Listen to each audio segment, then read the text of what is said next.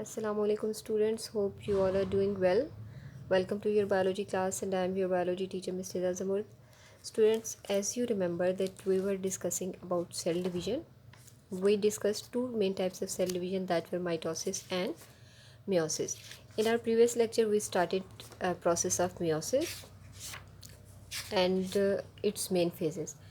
Meiosis में मैंने आपको बताया था that it has further two phases that are meiosis 1 and meiosis 2 and then meiosis 1 and meiosis 2 have their respective phases. So we were discussing about meiosis 1 and its first phase that was prophase 1. Page number 96. अब तक जो हमने prophase 1 पढ़ा था उसमें हमने क्या देखा था कि nucleolus and nuclear envelope disappear हो जाते हैं, क्रोमेटिन कंडेंस हो जाता है हाईली ऑर्डर्ड स्ट्रक्चर में which are known as chromosomes. Then हमने देखा था कि क्याज़मेटा फॉर्मेशन होती है. क्याज़मेटा फॉर्मेशन क्या होती है कि जब क्रोमोसोम्स जो पेयर्स होते हैं वो सर्टन पॉइंट्स पर एक दूसरे के साथ लिंक करते हैं. ठीक है, क्याज़मेटा फॉर्मेशन के बाद इनमें क्रॉसिंग ओवर होती है. क्रॉसिंग ओवर क्या होती है? Exchange of segments between chromosomes. इस तरह से जस्ट लाइक दिस क्रोमोसोम्स ने अपने सेगमेंट्स एक्सचेंज कर लिए हैं. And then formation of spindle fibre. तो ये सब किस में हो रहा था? प्रोफेज 1 में. इसी को कंटिन्यू करेंगे फर्दर. नेक्स्ट जो फेज है दैट इज़ मेटाफेज 1. सिंपली क्या होता है? Pairs of homologous chromosomes align along equatorial plane forming the metaphase plate.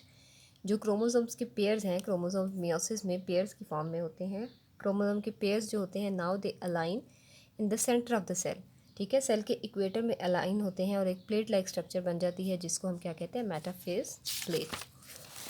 Just like this. ये आप देख सकते हैं, ये पेयर्स हैं अरेंज हुए हुए सेंटर ऑफ द सेल में, इक्वेटर ऑफ द सेल में ये अरेंज हो जाते हैं and they form a plate like structure which is known as metaphase plate. Then next phase है एनाफेज 1. एनाफेज 1 में काइनेटोकोर स्पिंडल फाइबर जो थे they shorten. Kinetochore spindle fibres mitosis में भी हमने पढ़ा था वो spindle fibres which attach with the kinetochore of chromosomes. That's why they are known as kinetochore spindle fibres. Kinetochore spindle fibre की लेंथ शॉर्ट हो जाती है. उससे क्या होता है? It results in pulling apart the chromosomes of each pair.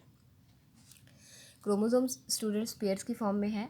दोनों side से एक एक स्पिंडल फाइबर अटैच है दोनों क्रोमोसोम्स के साथ. जब उनकी लेंथ कम होती है तो उससे क्या नतीजा निकलता है कि वो अपने रिस्पेक्टिव क्रोमोसोम को अपनी तरफ पुल करना स्टार्ट कर देते हैं. Just like this. यहाँ पर आप देखिए, यहाँ पर आप देख सकते हैं कि ये क्रोमोसोम के साथ अटैच है. ये देखिए स्पिंडल फाइबर इस क्रोमोसोम के साथ अटैच है और ये स्पिंडल फाइबर इस क्रोमोसोम के साथ अटैच है. जब इनकी लेंथ शॉर्ट हो जाएगी, जब इनकी लेंथ कम हो जाएगी तो क्या होगा कि ये क्रोमोसोम जिसके साथ अटैच है उसको अपनी तरफ पुल करना स्टार्ट कर देते हैं लाइक दिस. और एज अ रिजल्ट क्या होता है कि जो पेयर है क्रोमोसोम का वो सेपरेट हो जाता है, पेयर टूट जाता है. देखें, ये क्रोमोसोम सेपरेट यहाँ पर हो गया और ये क्रोमोसोम सेपरेट यहाँ पर हो गया. So this is happening in anaphase 1. Since one chromosome is pulled toward one pole, two haploid sets are formed. Each chromosome still contains a pair of sister chromatids. अब क्या होता है कि सेल की दोनों साइड्स पर, दोनों पोल्स पर हैप्लॉइड सेट यानी कि half number of chromosomes divide हो जाते हैं. ठीक है, क्यों? क्योंकि पूरा कंप्लीट क्रोमोसोम जो है वो पुल किया है स्पिंडल फाइबर ने अपने अपने रिस्पेक्टिव पोल्स की तरफ. और अभी तक जो एक क्रोमोसोम को पेयर है it still consist of two sister chromatids. ठीक है, इसके सिर्फ ये क्रोमोसोम का पेयर ब्रेक हुआ है, क्रोमोसोम के सिस्टर क्रोमेटिड्स जो उसकी आर्म्स ब्रेक नहीं हुई. आप देख सकते हैं अभी भी उसमें टू सिस्टर क्रोमेटिड्स मौजूद हैं. फिर इसकी जो लास्ट फेज़ है दैट इज़ टीलोफेज़ 1. टीलोफेज़ 1 मैंने आपको बताया था, माइटोसिस में भी हमने देखा था टीलोफेज़. टीलोफेज़ क्या है? It is a reversal of prophase. Telophase 1 chromosomes arrives at the poles. Chromosomes अपने अपने पोल्स पर पहुंच जाते हैं.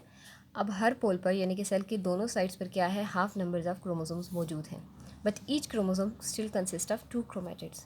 वही बात जो मैंने अभी बताई कि हर क्रोमोसोम अभी भी दो सिस्टर क्रोमेटिड्स उसके अंदर मौजूद हैं.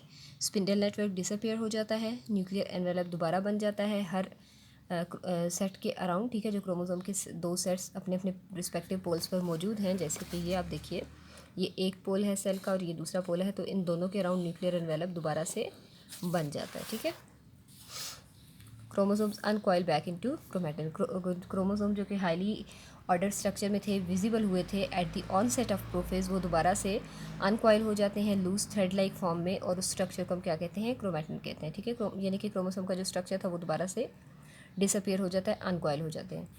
देन अब यहाँ पर न्यूक्लियर डिवीजन तो कंप्लीट हो गई स्टूडेंट्स. ठीक है, एक ही सेल के अंदर दो न्यूक्लियस बन चुके हैं लेकिन सेल डिवीजन स्टिल अभी भी रहती है.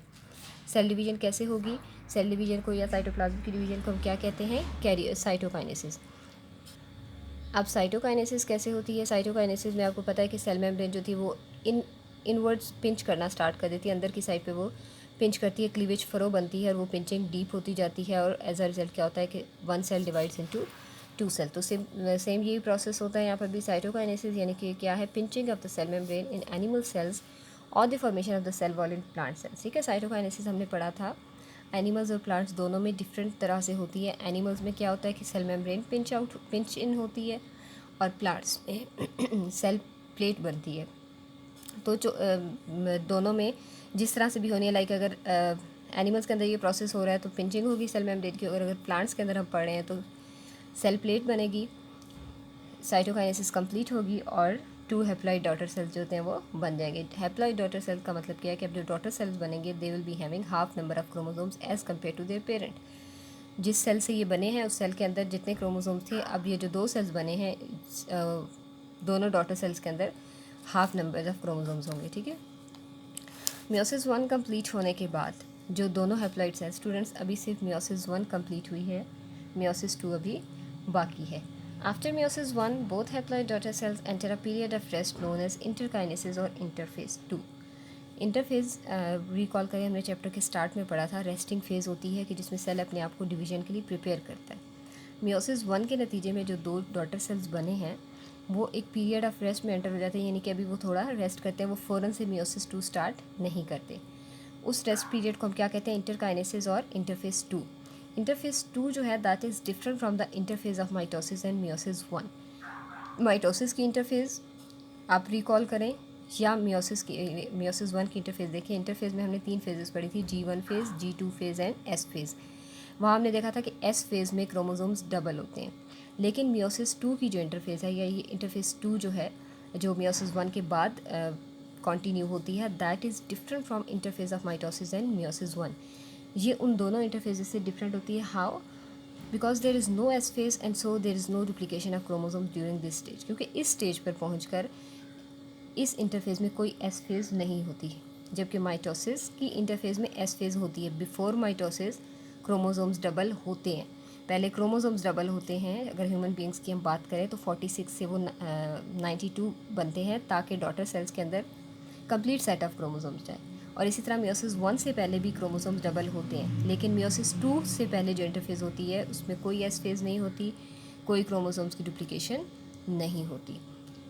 सो इंटरफेस कंप्लीट करने के बाद मियोसिस 2 स्टार्ट हो जाती है। That will be discussed in next lecture. अल्लाह हाफिज़।